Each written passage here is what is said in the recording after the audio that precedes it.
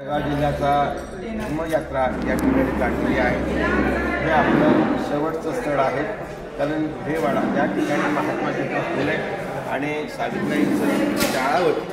त्या शाळेनं सरकारने ताब्यात घेतल्यामुळे तिथं शाळेचे संपूर्ण उठून टाकलेलं आहे। त्या ठिकाणी बांधकाम चालू आहे, त्यामुळे तिथे जाण्याचाही मार्ग नाही आणि म्हणून आपलं हे शेवटचं स्थळ आहे। आजच्या दिवसाचं शेवटचं पर्यटनाचं स्थळ आहे।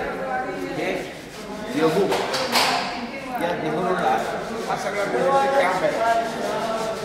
हा जो परिसर आहे सगळा मिलिटरीचा कॅम्प आहे। इथं डिफेन्स आहे, म्हणजे संरक्षण खात्यामध्ये काम करणारे सर्व कर्मचारी आपले या ठिकाणी होते। आणि मग तिथले बाबासाहेब आंबेडकरांनी पुण्यामध्ये आल्यानंतर काही ठळक लोकांच्या या ठिकाणी चर्चा केली। आता त्यांची नावं या ठिकाणी दिलेली आहेत, परंतु ते त्या पुस्तकातले नाही।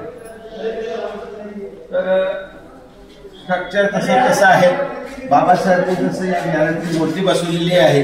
ही मूर्ती बाबासाहेब आंबेडकरांना ब्रह्मदेशातून आणलेली होती। कुठून आली होती? ब्रह्मदेशातून।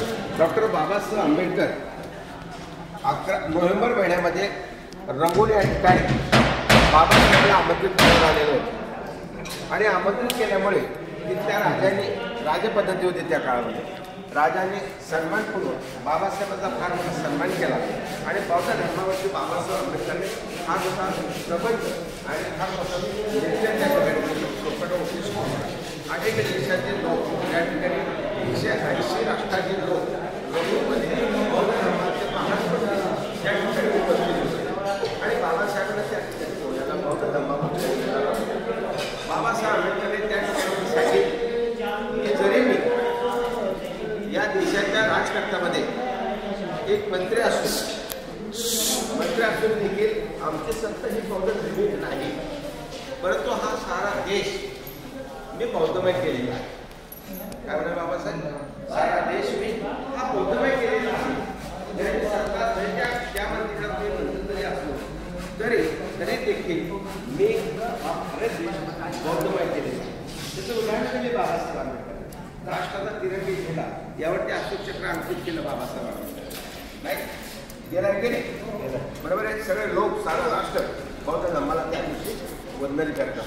दुसरी बाबासाहेबांनी अतिशय त्या ठिकाणी ठरवून सांगली, ब्रह्मदेशातल्या सर्व 180 राष्ट्रात त्या ठिकाणी भाग घेण्यासाठी आले सारे लोकांसोबत बाबासाहेबांनी सांगितलं की मी या देशाचं जे चलन आहे, तुम्ही किती आमचं लाखबाग धरात, आम्हाला दूर लोटात आणि अस्पृश्य आहे, सगळ्या बाबी ठीक आहे, पण धन पैसा नाही का? आज कुठलंही बाबासाहेब आंबेडकरांनी त्या ठिकाणी त्या अशोक चक्र केलेलं आहे की नाही? तुम्ही दोघा काय हो, पण पैसा हा साकारवाला ठरवला जातो की नाही का? पैशाला कोणी सगळेजण जपतं की नाही? बाबासाहेब एवढी मोठी दुनिया बुद्धीच्या बळावरती हा देश बौद्धमय केलेला आहे। आपण जर तहसीलमध्ये गेलो तर कुठला व्यवहार जर आपल्याला करायचा असेल तहसील विभागातला, तर त्यावर सुद्धा बाबासाहेब आंबेडकरांनी त्या मूर्तीत भारताचे अशोक चक्र त्या ठिकाणी अंकित केलेलं आहे। म्हणजे तुम्ही व्यवहार काय करा, परंतु भारताचं जे अंकित चित्र आहे सम्राट अशोकाचं 3 शिहाचं 4 दिशांचं समावेश आहे। चारही बाजूला हा इतका बलाढ्य आहे की या देशाला कोणीही तोडू शकत नाही।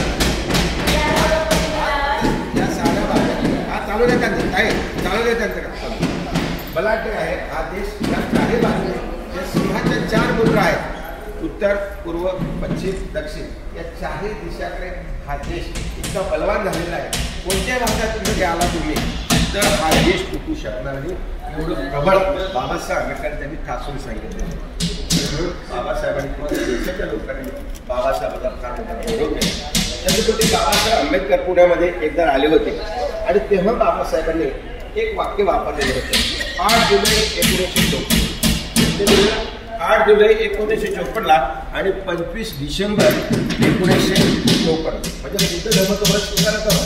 तर 8 जुलैला बाबासाहेब आंबेडकरांनी असा एक प्रश्न केला होता, त्या ठिकाणी सांगितलं की आपल्या देवाला जे असेल ते बाजूला सार 54 सांगितलं बाबासाहेब, किती सांगितलं?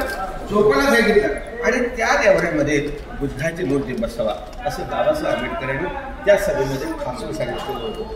आणि म्हणून बाबासाहेबाला जी रंगूनमध्ये ही मूर्ती मिळाली होती. स्ट्रक्चर हेच आहे, काहीच बदल केल्याने इथल्या कमिटीनं. तसं तर तसं आहे, बाबासाहेबांच्या कारकिर्दीत ते बांधकाम ते सर्व हे आहेत. फक्त हा दरवाजा या ठिकाणी बदललेला आहे, बाकी सर्व स्ट्रक्चर तसं तर तसं आहे. असंच बांधकाम बाबासाहेबांच्या कारकिर्दीमध्ये सुद्धा होतं. त्या स्ट्रक्चरला हात लावलेला नाही मूर्ती, आणि मूर्ती सुद्धा तीच आहे. आणि म्हणून या मूर्तीचं ऐतिहासिक महत्त्व आहे की बाबासाहेब आंबेडकरांनी धर्माचं 56ला केलं. कितीला केलं? 56ला केलं. बाबासाहेबांनी मूर्ती कधी बसवली? बुद्धाची 54ला बसली. म्हणजे बाबासाहेबांची जी वाटचाल होती ती बौद्ध धर्माकडे चालण्याची होती.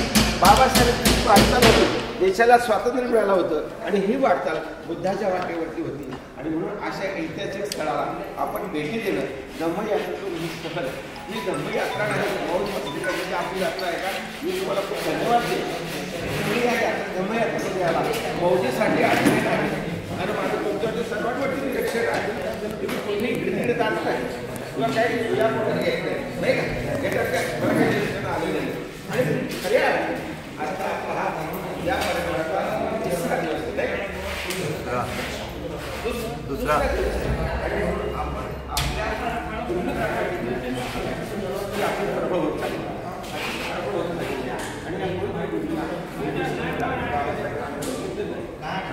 बाबासाहेबांचं दर्शन आम्हाला झालेलं आहे. बाबासाहेब जेव्हा धर्मांतरण तेव्हा आमची जन्म झालेला आहे.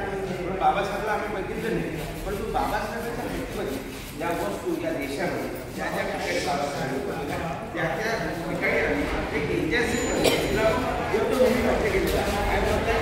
बुद्धभूमी म्हटले प्रथम आणि महाराष्ट्र ही मूर्ती त्या ठिकाणी बाबासाहेब केलेली आहे. आणि मग बाबासाहेब आंबेडकर तुम्हाला 56ला बौद्ध धर्माची विषय ते या स्थळाला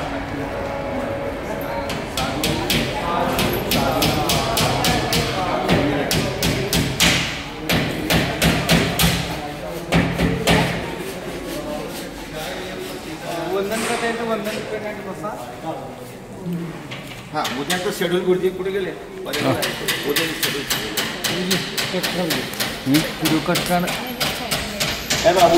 उद्या पर्यटनाचे